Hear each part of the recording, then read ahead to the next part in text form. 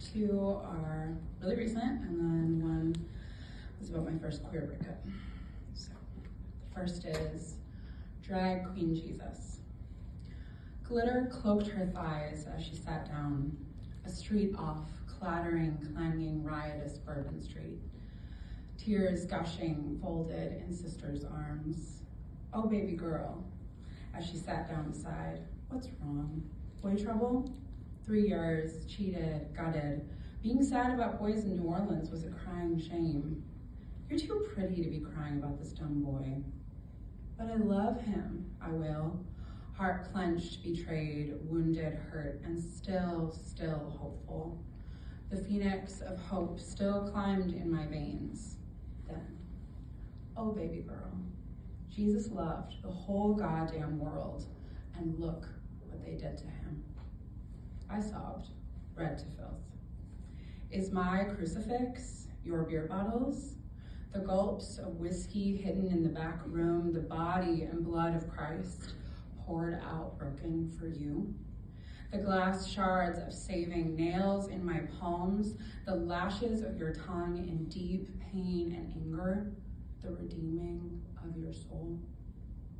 No, I am not your Christ. I cannot save you.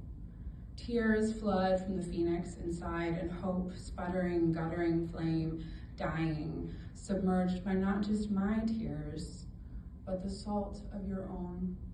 A healer, I was told, by a hollering preacher from South Africa when I was 13, a woman now. Blood on my thighs for the first time. But I could not heal you, and I will not be martyred. Second poem is called Fridge Dump.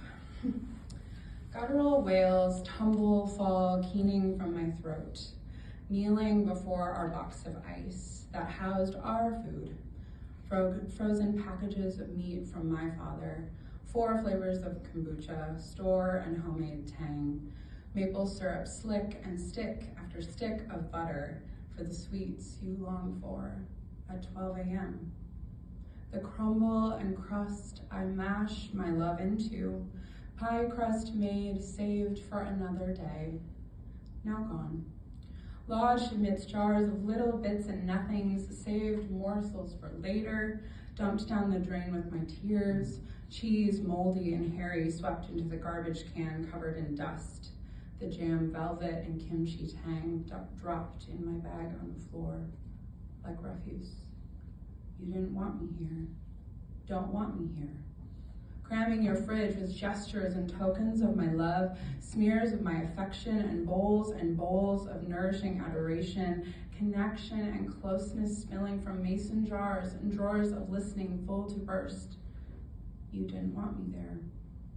I unravel and unwind and unbraid and undo and unstitch this life we've made, jar by fucking jar, Tupperware sealed leftover memories, to rot here with you or leave with me. The last poem, Bloodstain. Do you have any idea how much I loved you? Love you.